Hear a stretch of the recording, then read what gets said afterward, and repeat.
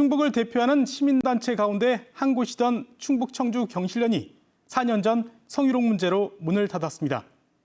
최근 이 시민단체가 다시 창립을 준비하고 있는데 여성단체를 비롯한 다른 시민단체들이 반대하고 있습니다.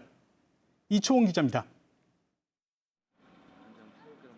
지난 1994년 설립된 충북 청주 경실련입니다. 경제 정의의 가치를 내걸고 중소상인 살리기와 지방 분권 운동을 하면서 충북을 대표하는 시민단체로 자리매김했습니다. 하지만 2020년 5월 단합회 자리에서 성희롱 사건이 발생했고 내부 갈등이 불거졌습니다. 사건 자체도 문제였지만 해결 과정에서 더 큰 절차적인 문제들이 나왔고 결국 반년 만에 중앙경실련이 사고집으로 지정하면서 문을 닫았습니다. 당시 성희롱을 폭로한 활동가를 포함해 활동가 전원이 해고 처분됐습니다. 근로권을 침해했음에도 부당하게 피해자들을 보호하는 것이 아니라 근로권을 오히려 박탈하는. 4년 만에 이 단체가 청주 경실련이라는 이름으로 재창립을 추진하고 나섰습니다. 발기인 대회를 열고 노동자와 사회적 약자의 권리를 위해 일하겠다고 약속했습니다.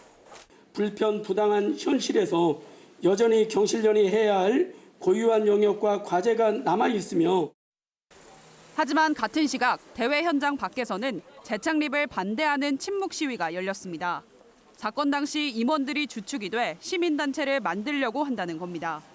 성평등의 가치를 무참히 짓밟고 다시 재건을 하겠다고 나서는 이들을 아주 강력하게 규탄합니다.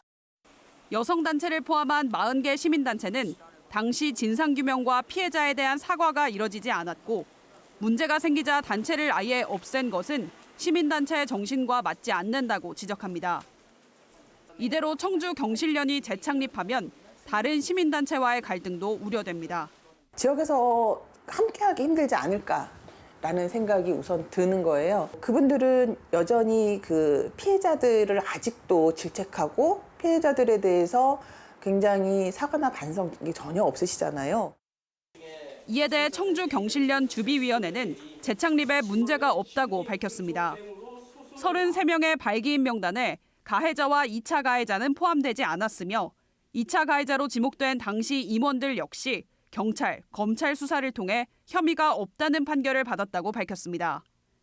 또한 당시 사고지부 지정 절차에도 문제가 없었는데 일부 페미니스트 단체와 시민사회단체가 허위 주장을 근거로 폄훼하고 있다고 반박했습니다.